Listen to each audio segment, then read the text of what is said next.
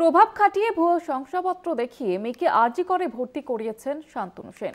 মেয়ের ডাক্তারির ভর্তি নিয়ে ফের প্রশ্নের মুখে শান্তনু সেন। প্রশ্ন উঠছে, 1,21,000 র্যাঙ্ক নিয়ে কিভাবে আরজি করের মতো মেডিকেল কলেজে সুযোগ পেলেন শান্তনুর মেয়ে?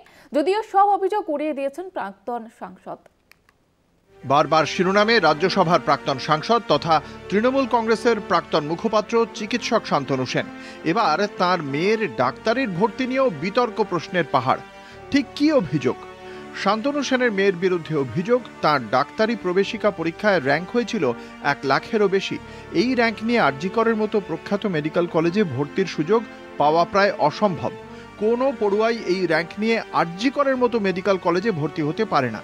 কিন্তু শান্তনু সেন নিজস্ব পরিচয় খাটিয়ে নিজেকে সুবর্ণ বণিক অনগ্রসর শ্রেণী বলে শংসাপত্র দেখিয়ে ওই কলেজে মেয়ের ভর্তির ব্যবস্থা করেন।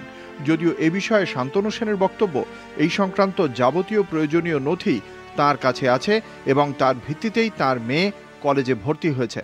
আমার মেয়ে সিবিএসইতে 97% এবং আইসিএসইতে সিবিএসইতে 98% এবং আইসিএসইতে প্রায় 98.5% মার্কস পেয়েছে। আমার মেয়ে নিট পরীক্ষায় র্যাঙ্কটা একটু কম হয়েছিল। আমার মেয়ে আরজি করে ভর্তি হয়েছে। কি করে? তার কারণ হচ্ছে প্রত্যেকটা জায়গায় কিছু রিজার্ভেশন থাকে। আপনারা জানেন যে শিডিউল কাস্ট রিজার্ভেশন হয়, শিডিউল ট্রাইব রিজার্ভেশন হয়। সেই মতো আরজি করে সুবর্ণ বণিকের সুনির্দিষ্ট কিছু সিট থাকে। 2020 সালে সেই বছর 3টে সিট খালি ছিল। তার নিয়ম হচ্ছে ওয়েলিংটনে হিল সিনেমার সামনে সুবর্ণ বণিকের অফিস আছে, সেখানে অ্যাপ্লিকেশন করতে হয় এবং অ্যাপ্লিকেশনের ভিত্তিতে প্রথম র্যাঙ্কে যারা থাকে তারা পায়। 10 জনের জন্য যতজন 10 জন অ্যাপ্লিকেশন করেছিল 3টে সিটের জন্য, আমার মেয়ের র্যাঙ্ক ছিল সেকেন্ড।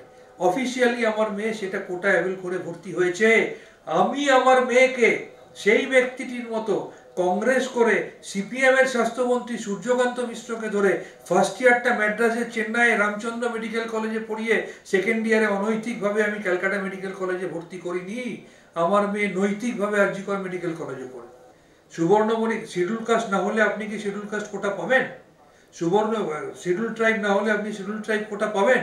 সুবর্ণ বণিক কোটা আপনি কালকে গিয়ে যদি বলেন যে আমি সুবর্ণ বণিক, আপনাকে উইদাউট ডকুমেন্টেশন আপনাকে দিয়ে দেবে, আপনাকে প্রমাণ করতে হবে না? আমি যদি আজকে প্রমাণ করতে না পারতাম যে আমি সুবর্ণ বণিক সম্প্রদায় বিলং করি, তাহলে আমার মেয়ে তারা পেলো? আর যদি সেটা দিয়ে থাকে তাহলে সুবর্ণ বণিক সম্প্রদায়ের এগেইনস্টে কেস করতে বলুন, যদি এত বড় হিম্মত থাকে। অফিসিয়ালি ডকুমেন্টেশন আছে প্রত্যেকটা। পরশ্রী কাতরতা এবং সংকীর্ণ মনোবৃত্তি, এবং আমি আবার বলছি, তাদের পথের কাঁটা ভেবে শেষ মুহূর্ত পর্যন্ত আমি যতদিন বেঁচে থাকবো তারা আমার সাথে এই ধরনের আচরণ করবে। কিন্তু মাথায় রাখবেন, আমি মমতা ব্যানার্জির আদর্শ অনুগত একজন সৈনিক। আমাকে সত্যের পথ থেকে এইভাবে সরিয়ে দিতে পারবে না। কলকাতা টিভি।